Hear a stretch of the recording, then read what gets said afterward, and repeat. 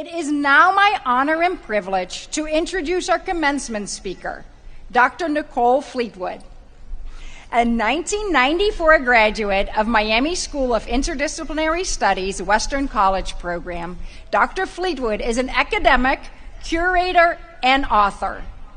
She is the inaugural James Weldon Johnson Professor of Media, Culture, and Communication at New York University. In addition, she has over 20 years' experience as an educator. In 2021, Dr. Fleetwood won a prestigious MacArthur Fellowship. There's only 25 in the nation. And recently published the book, Marking Time, An Art in the Age of Mass Incarceration, which won the National Book Critics Award in Criticism, among many other awards.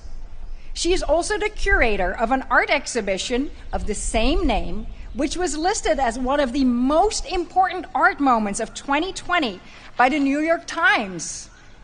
Her research on art and prisons began as a way to process the grief of how mass incarceration impacted her family and community. Her book and exhibition have earned national acclaim. Dr. Fleetwood grew up 20 minutes from the Oxford campus in Hamilton, Ohio, where her mother's side of the family has resided since the early 20th century, since migrating from Alabama. Her father's side of the family has lived in Oxford for more than 100 years, one of the town's oldest Black families. She is currently writing a book called Between the River and the Railroad Tracks about growing up in the region. Dr. Fleetwood, we are grateful to have you here today, offering your wisdom and perspectives to our graduates and our families. Please give an amazing welcome to Dr. Nicole Fleetwood.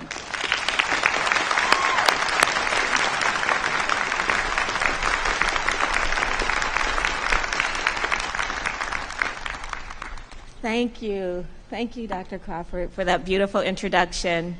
And I have to start by saying Happy Mother's Day to all the mothers here.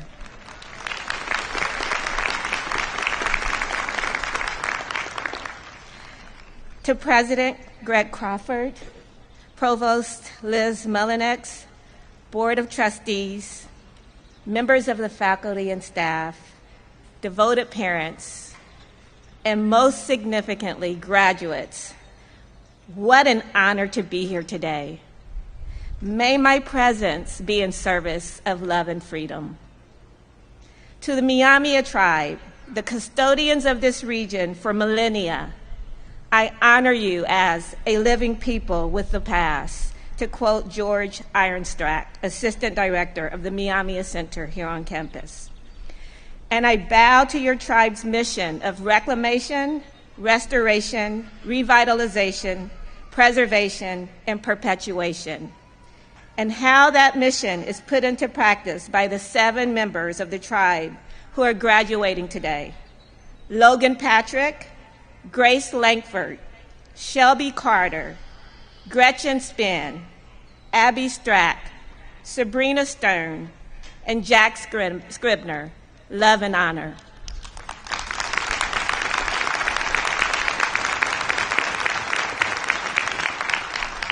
Class of 2023, what a glorious morning to be here with you from your fellow alum representing the class of 1994. 29 years ago, I walked across this stage. I stand in awe of this moment and of each of you. I am beaming along with your mothers, fathers, grandparents, siblings, and friends, like the proud parents Mary Beth and Andrew Green, who have graduated 4 children over 18 years from Miami. Today, their youngest child, Peter, is among you.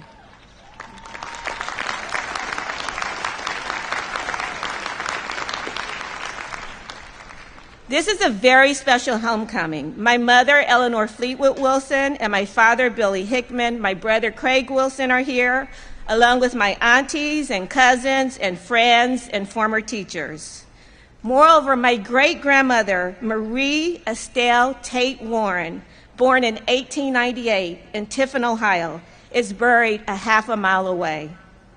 She lived in a house on College Avenue for over a half a century, And I visited her as a young child, not knowing that one day I would be the first person on my mother's side of the family to graduate from college.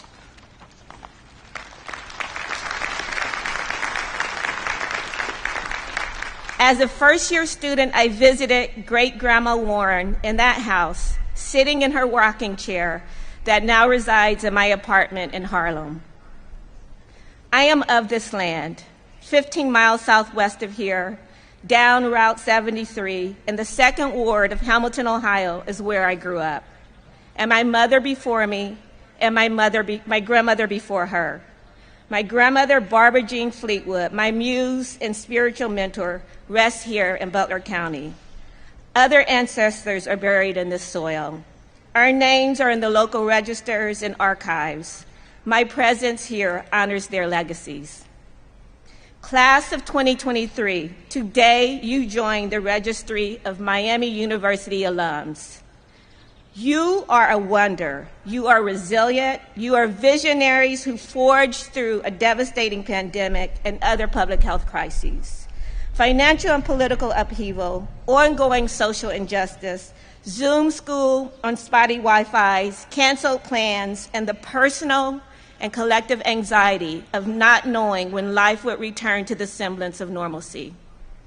You have made immense sacrifices to get here, like Cody Glazier, a first-generation college student, veteran, and married father of 3 young children, who is graduating cum laude with a degree in small business management from Miami Regionals.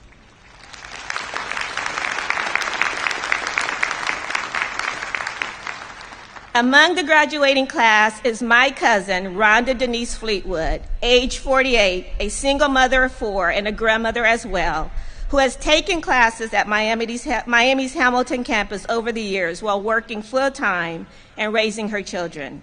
Rhonda, I am so proud of you.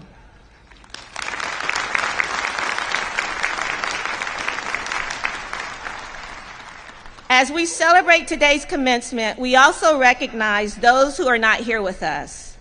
We have all experienced devastating personal and collective losses. Our relatives, friends, neighbors, and those we never knew who didn't survive this crisis. I want to pause to acknowledge those losses and our loved ones who could not be present.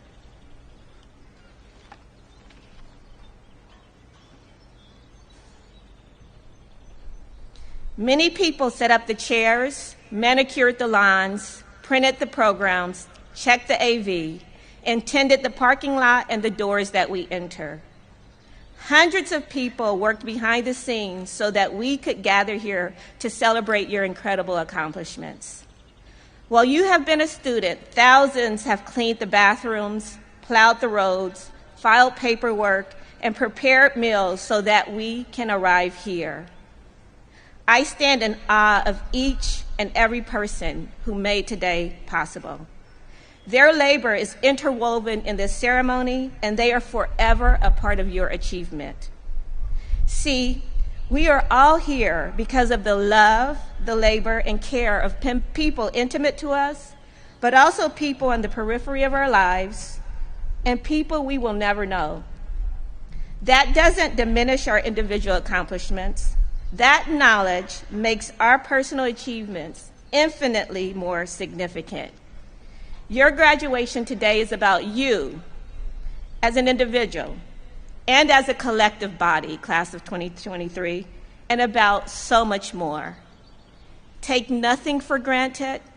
Take no one for granted. If there is one thing that I can impress upon you as you mark your time at Miami, as you celebrate this enormous transition, it is reverence. In a period where so much of our public discourse is alienating, divisive, vile, and downright violent, the practice of reverence is all that more crucial. Philosopher Paul Woodruff writes, "Reverence begins in a deep understanding of human limitations. From this grows the capacity to be in awe of whatever we believe lies outside of our control: God, truth, justice, nature, even death.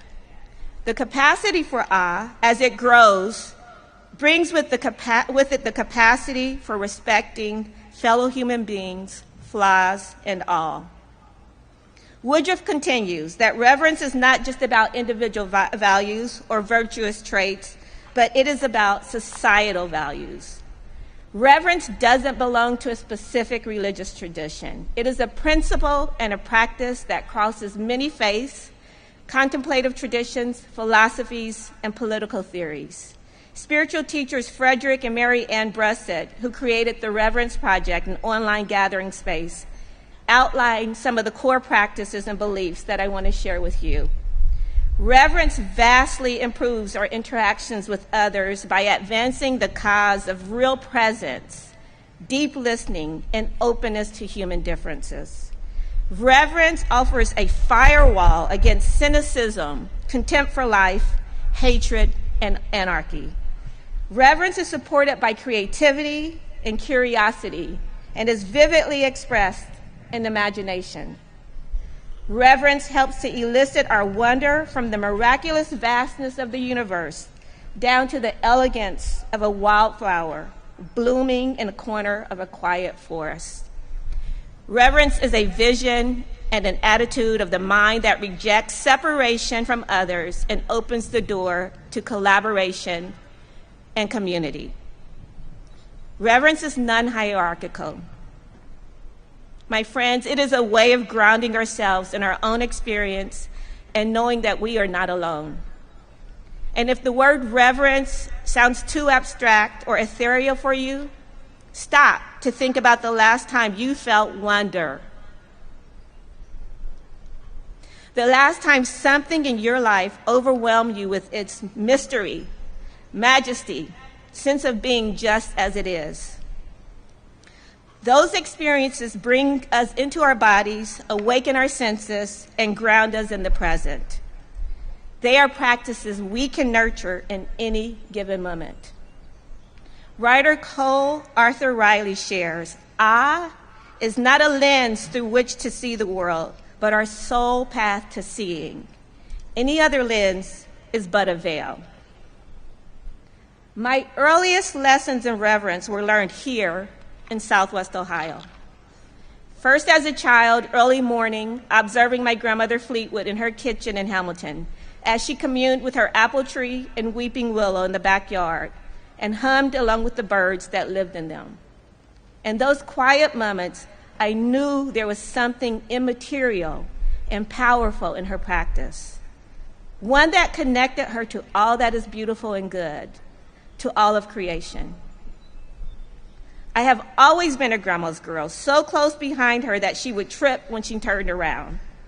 So much of a grandma's girl that I slept in her bed next to her until the day that she and my aunts Yvette and Sandra, both here in the audience, dropped me off on the steps of Peabody Hall here at Miami University.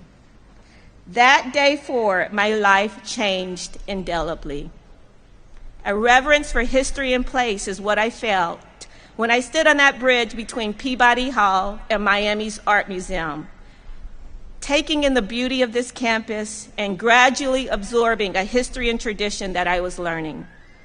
I was a naive 17-year-old who knew very little of the world beyond the Second Ward of Hamilton. I would learn about the complex histories of Oxford, Miami University, and Western College. Ohio's rich history of religious and political dissidents, from the Shakers and Quakers to abolitionists. Western College for Women, founded in 1855 as a trailblazer in the educational access for women. In the early 1970s, Western College became a part of Miami University and a national leader in interdisciplinary education. In 1964, Western College was the site of training for Freedom Summer. Young activists from across the country came to train in nonviolent protests and the struggle for voting rights and racial justice. They believed in something greater than themselves. They shared a collective vision that a more just society was possible, and we are all responsible for co-creating that world. They traveled south to register descendants of U.S. slavery to vote, to participate in a foundational civil right. They were harassed, threatened, and terrorized. Some were murdered. Here on campus is a memorial to Freedom Summer. May we continue to revere their lives and legacies. Reverence ensures that we stay lifelong learners. My time at Miami provided life-changing and unforgettable experiences.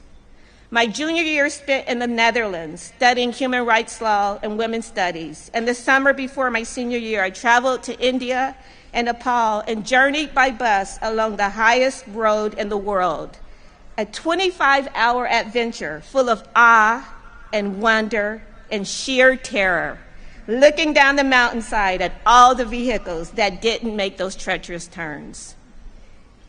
The education I received here prepared me for graduate research and provided incredible models for teaching and mentorship. Reverence serves as a guiding post through the difficult times that each of us will inevitably face. My time as an undergrad here was both revelatory and also terribly isolating. Even though I grew up only 30 minutes away, the culture of Miami in the 90s was like nothing I had ever experienced. The combined total of students of color on campus was minuscule. So challenging was that time for me that I fell into a deep depression my sophomore year.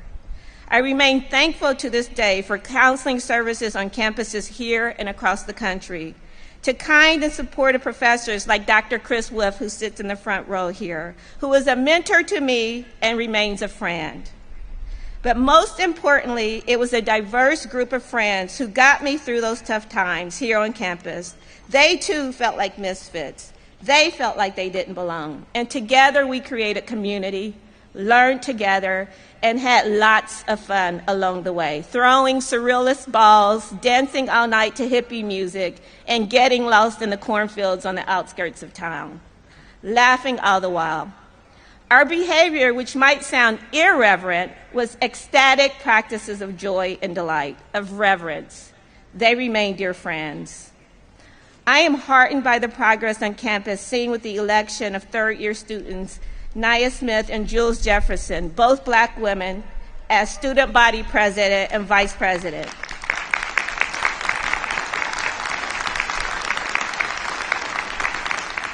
2023 is very different from 1994, but many major political and social issues continue to drive wedges between us at a time when we need to be part of something expansive, whole, and healing, like this gathering.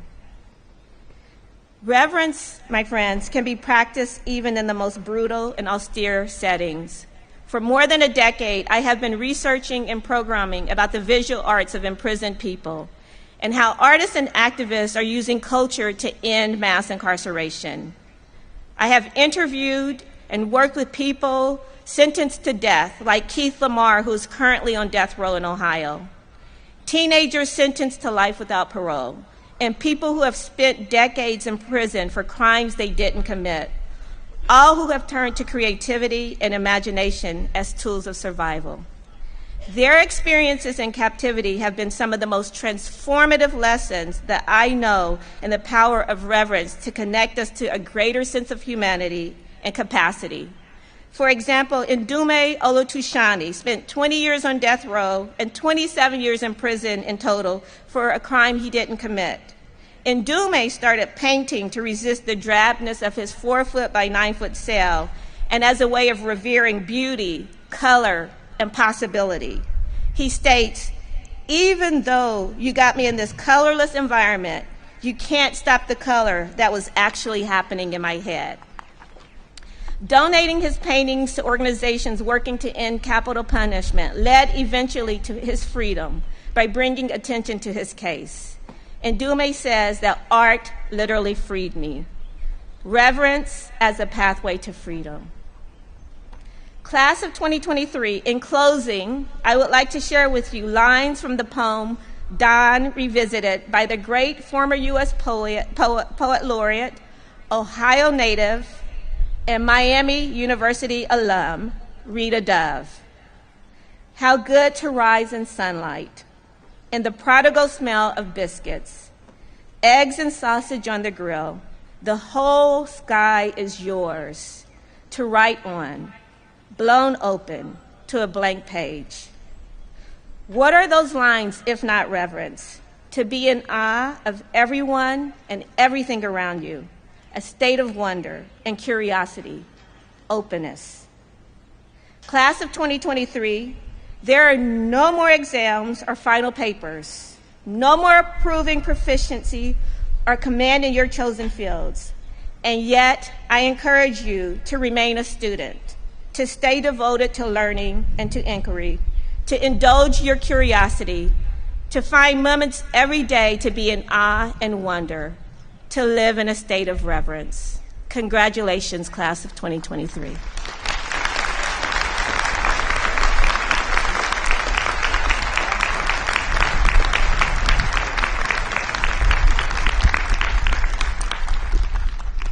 Dr. Fleetwood, thank you so much for sharing your story with us today.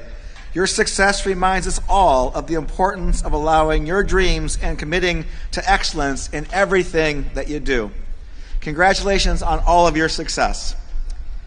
Dr. Fleetwood, would you please join me at the podium?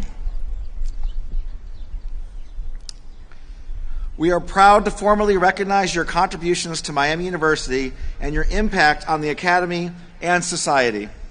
You are a model for our 2023 graduates and an esteemed member of the Miami University community. It is a privilege, therefore, for me to confer upon you, with the approval of the faculty and the Board of Trustees of Miami University, and under the authority given to me by the state of Ohio, the honorary degree of Doctor of Humane Letters. Congratulations.